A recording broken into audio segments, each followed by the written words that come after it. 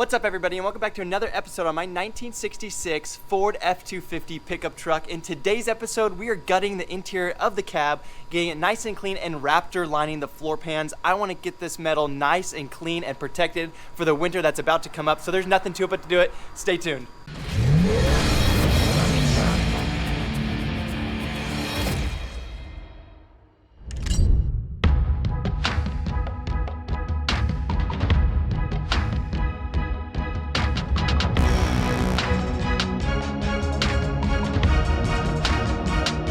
All right, you guys, this is the liner we're using for today, Raptor Liner. It's a pretty common brand. I did come across this on a video that I saw here on YouTube that I will post in the description of this video, or I'll put it up in this corner.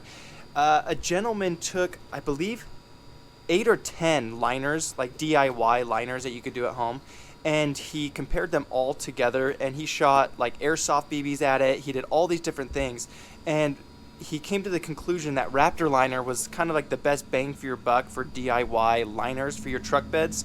We're obviously not using it on the truck bed. We're going to use it inside the cab today. And I think it should do the exact same thing. The reason why I want to do it on the inside of the cab is I don't have carpet in here. It's just bare metal. Now, I do think some of these did come with carpet, and you can buy aftermarket kits, but I do use this for work, and I just feel like having carpet in this, it'll get muddy, it'll get wet, it'll get damaged, it'll get ruined. So there's really no point in buying a carpet set and putting it in the truck. So the next best thing was a Raptor Liner. So first thing up today, we need to remove the bench seat. I do want to move the transmission cover, the tunnel cover, and also we're gonna have to remove this boot, and this seal of the stick shift. And that way I can have it all clean. I don't know if I'm going to remove this valance that's in here, just because I'm kind of concerned with a lot of this stuff that if I remove it, is it going to crack and break? Now remember, this is a 1966, so that's 57 years ago. And so I just know that a lot of this plastic and leather will just disintegrate and crumble when I do remove it. On each side we have the vents for the AC, well, not really AC, but the airflow. I will try to remove these, but again, I don't know how well those seals are going to come off in that plastic. Obviously those seals are very dry, and if I would have planned this ahead better, I would have bought new seals, so that way when I put it back together, I would have new seals for that. However, the plan is to remove everything, and then also obviously have to clean this up, degrease it, but I want a Raptor line up like 4 or 5 inches around the whole entire cab and firewall and the backside, and then obviously the floor pans, and that'll give me a nice protection for this winter. I live in Idaho, and so it's not terrible with salt and rust, but obviously any moisture on bare metal is not optimal. So that's the plan for today. I might hit these steps, I don't know yet. I'm going to clean them off obviously and see how to do it. I might Raptor line right around the corner and then just down. I don't know if I will touch the doors. I've thought about that, kind of going across the bottom, but that'll kind of be like a game time decision. These doors are actually really nice up underneath. This whole truck all together, there is surface rust, but there's nothing, no holes, things like that. I have gone around with like a screwdriver and poked it, and everything's pretty firm, so I'm not Raptor lining something that's damaged. Now, when I take the surface rust off, there might be some damage here and there, but nothing that I can see so far. But that's the plan for today. I'm going to get to work, start tearing everything out, and start sanding down and grinding out the whole entire floor pan and see where we're going to ride our line at. I do have some Scotch tape, painter's tape, that we're just making a nice line around it, so it's a nice, flat, straight, clean paint line for when we do Raptor line this, and I will give you guys an update here shortly.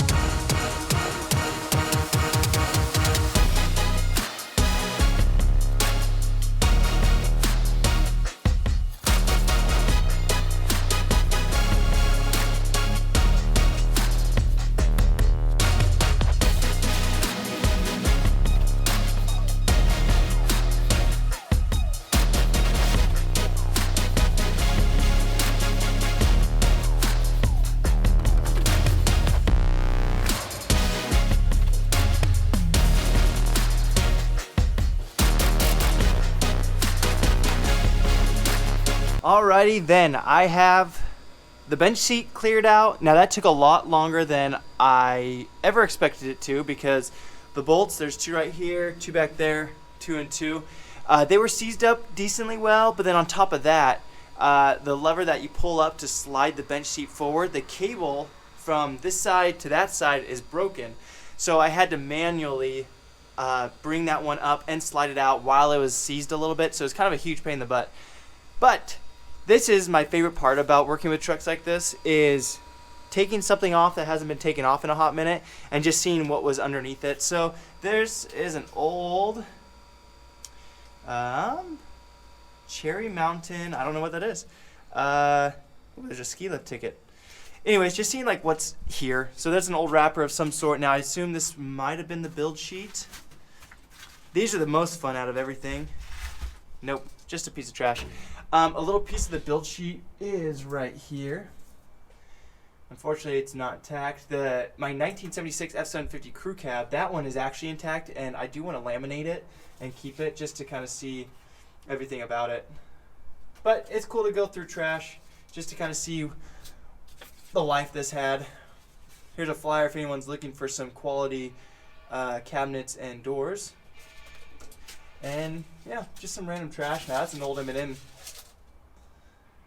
wrapper right there. But next thing up is I need to clean all of this out and start sanding down the floor pan and the metal. Now I don't think I'm going to remove the fuel tank. Now this was replaced when I first bought it. It had to be because the old one was rusted on the bottom. But I just need to clean it up. I think I'm going to make a line along the bottom, kind of the same place where this ends, the fuel tank, all the way across, and that's from that point down is where we will Raptor line everything. But I just need to clean it up, vacuum it out, get rid of the transmission tunnel cover, and get out any other garbage and contaminants that need to be gone, such as this nice little beehive. Hasta luego.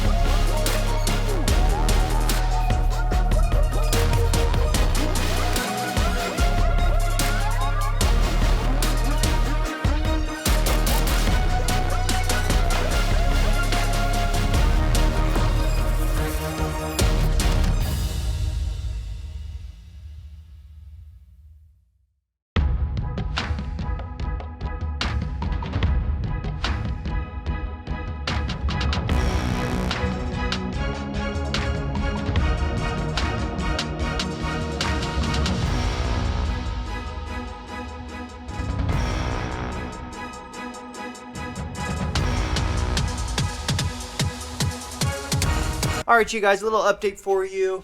I got everything sanded as best as I think possible. When people do their truck beds, they only scuff it up, right? They don't take it down to bare metal or anything like that.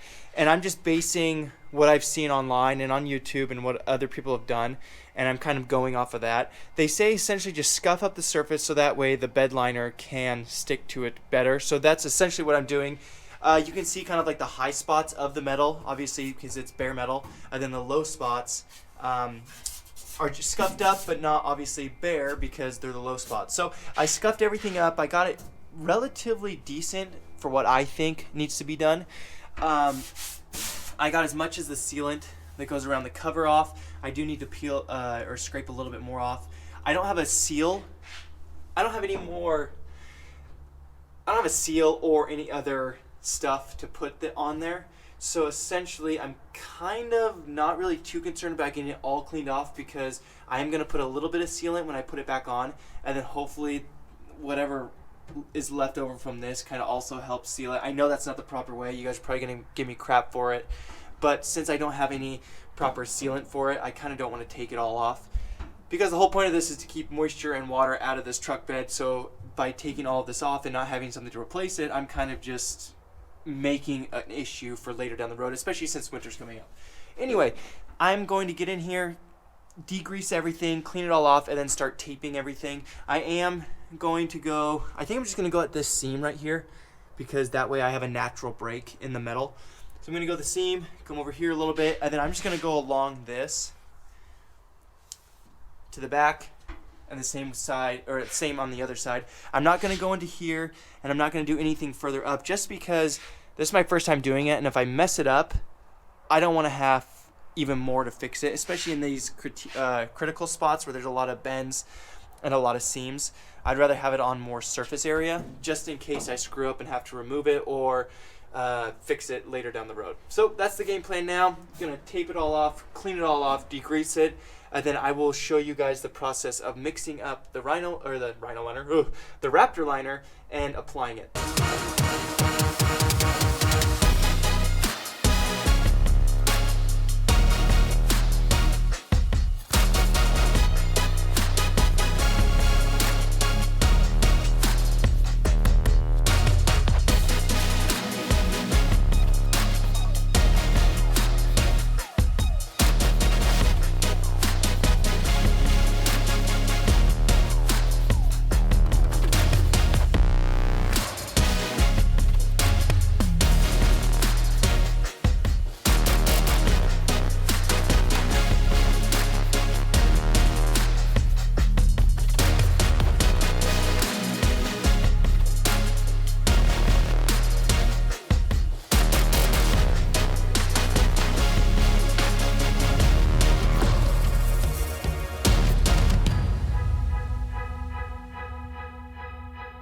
Alright, you guys, everything has been degreased and taped off, which means now it's time to mix the Raptor liner.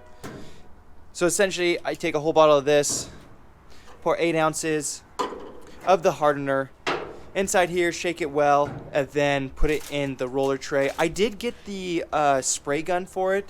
However, I don't have an extra adapter for my air gun or my air compressor. Then I also don't, I have a small air compressor, and I don't know if that will maintain enough PSI to be able to spray the whole thing.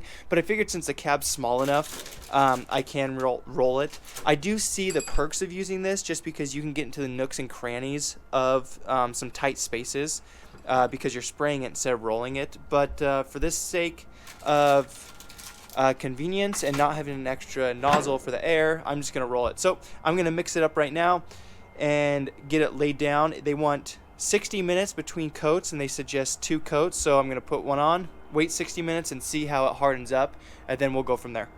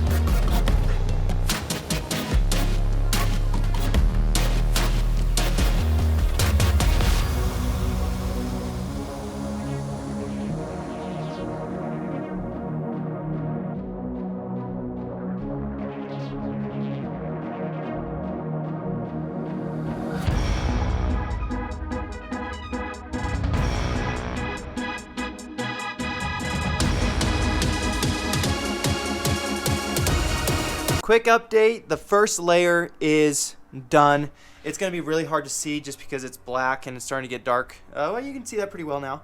Anyway, the first layer and first application is done. Now, obviously, there's going to be some spots where it doesn't completely cover, but because the hardener is still hardening, when you apply it, it's kind of smears, and then as it gets more viscous, it will thicken up and cover a lot better. So there's still some areas that are light, but then there's also areas that cover really, really well. So I assume when I come back for a second coat, all of the areas that are light will finally get a cover, and then the areas that are heavier will just get a second cover of it. But for right now, with how easy that was to apply, it's kind of wild how cool this stuff is. It's already textured, it rolls right on, and it dries up relatively quickly. It did say to give it an hour before applications. It is pretty chilly right now, so I might give it a little bit longer than an hour. If it was a hot summer afternoon, you could probably get away with like 30 minutes. It is already tacky. The roller, it comes with two, just because the hardener will ruin the first one, so you use the second roller for the second application. The roller that I just used to roll this is already hard, so it hardens up relatively quickly. What I made sure to do was when I applied it in all different directions because of the contour of the floor pan. Then I went back over and went one way, so that way it's all rolled one direction, and that way when you look at it, it's not all over the place. It's kind of like painting a wall. You don't want, streaks all over the place. You want it to go all one way, whichever way you choose to do. But that's what I did. You can kind of see over there. Now, I opted out not to tape the backside back there. I know it looks a little janky. That is underneath the seat, and I know that's lazy of me. If I was going to do this 100% the proper way, I would have removed the fuel tank, taped it off, and done it that way. But I just decided, because it's getting a little late, it's getting dark, it's getting cold, for the sake of getting it done and getting everything back in here, I decided to kind of just let that line be where it lays. I did take the roller and kind of jammed it in there, so wherever that roller ended up is the height that we have along. So it is somewhat continuous. It's just not 100% like these are going to be over here. So let's give it an hour to dry up. I'll come back. I'll see if it's tacky, if we can apply it again, and then I'll mix up a second batch, start rolling it again, and you guys will see that here soon.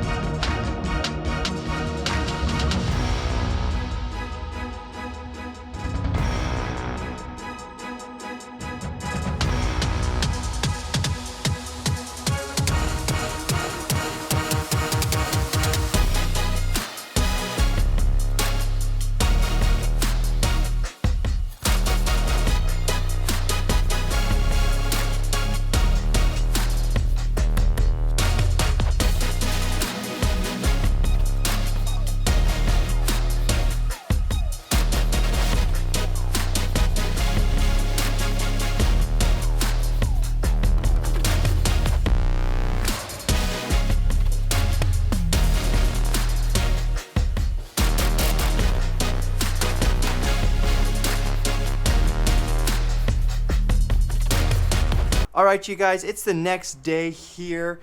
I gave the second coat a full, I would say probably 12 hours plus to set up. Because it's cold out here in the garage, I just didn't know how long it would take for the Raptor Liner to harden.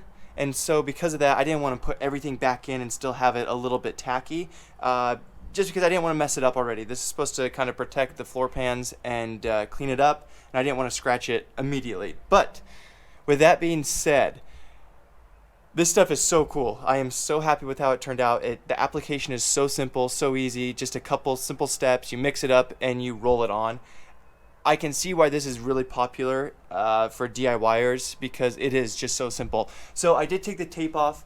I'll kind of go around and show you guys where it's all at. I'm sorry, the lighting's still not the best. I'm dealing with sunlight, and it's kind of a cloudy morning.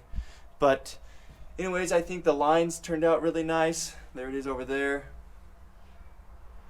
Like I said, I didn't worry about the backside, but even then I think it turned out pretty consistent height along the whole thing. It will be covered, so that'll be fine. And down here, I just went with this natural bend in the floor pan right before the step. And yeah, I think it turned out awesome. It is so nice. I like the texture to it so it doesn't slip. You have some good grip on it.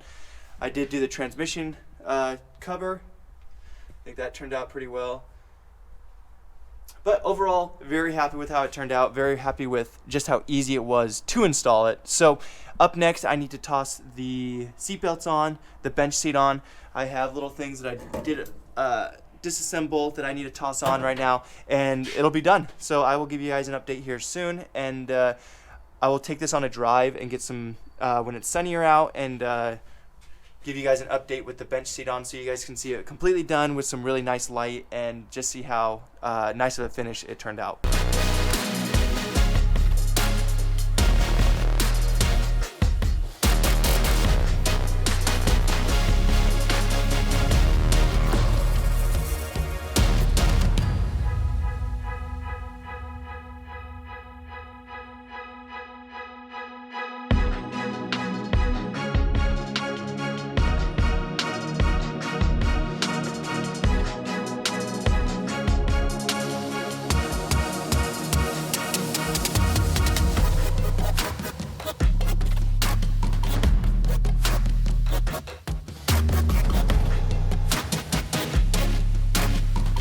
All right, you guys, I finally took the 66 out for a drive today in the daylight, and you guys have got to check out this Raptor Liner. I am super stoked with how this turned out.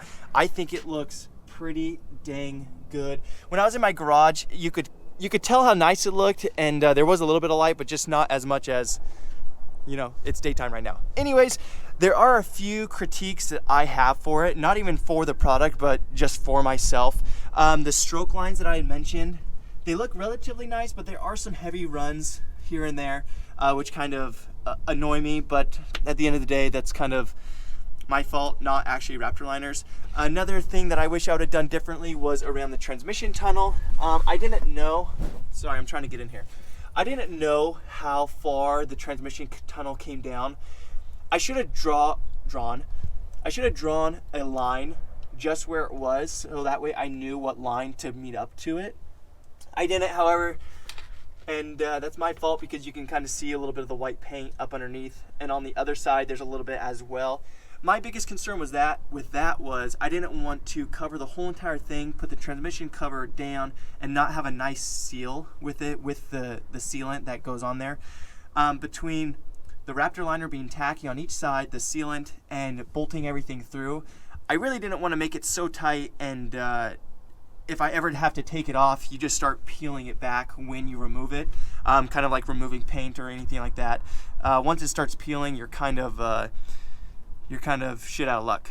Anyways, I think it looks awesome. I'll go to the other side. You guys can check it out. I do regret not doing this full area now, but the nice thing is I can essentially just mask this off, tape it, and sand it down, and just repaint the Raptor Liner on it, and that'll be all nice and covered. I do have 2 extra bottles because this was made for a truck bed, so I have 2 extra bottles, a lot of extra products, so I might I might do that here in a couple days or a couple weeks, you know, if it really starts to annoy me. I did think about doing it on the bottom of the doors as well as the underside, just to protect it from moisture, but who knows.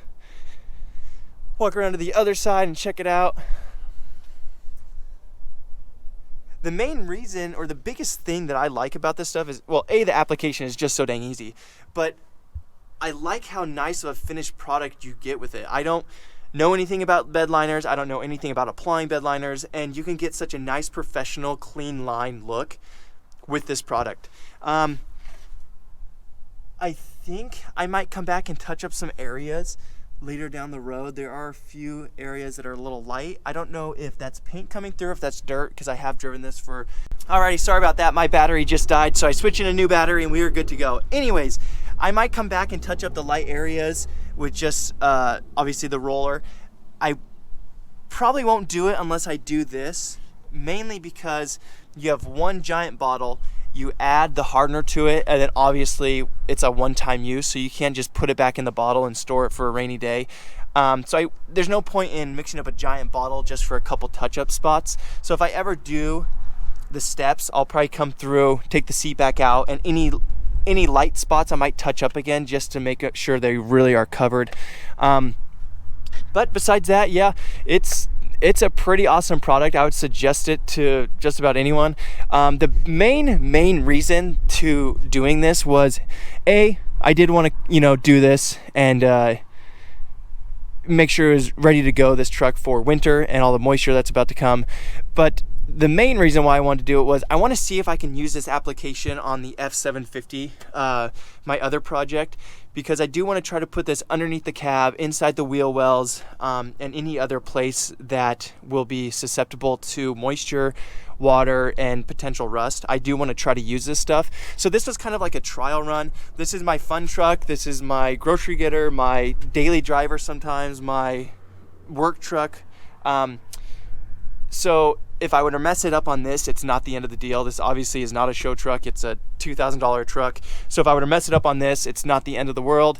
But I am new at applying this, so I did mess up in a couple of spots, but it is very idiot-proof, and I am a good example of that. So I'm stoked with how it looks. I can't wait to use it on the F750 crew cab, and I have confidence that Kyle and I will be able to apply it to the crew cab build and get a good result out of that as well. Alright everybody, that's going to be a wrap for today's episode. I am super stoked with how this Raptor liner turned out in my 1966 F250. Between the 4 basic steps that it takes to apply it, the simplicity of the application, not to mention the final product, toss in the price range that it's in, and it's pretty dang hard to beat this product. I'm super stoked for the final product just because I do want to try to use this in my F750 crew cab build series. If you guys haven't seen that truck, there's going to be a link in one of the corners or in the bio. You guys can click on that link and go check out that build series.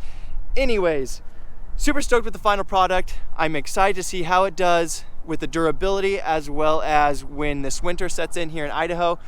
And overall, I give it an A+. Raptor liner is an awesome product. You guys should check it out. Apply it in your bed, in your cab, or any other kind of metal, wood surface area that you guys might need to keep moisture off.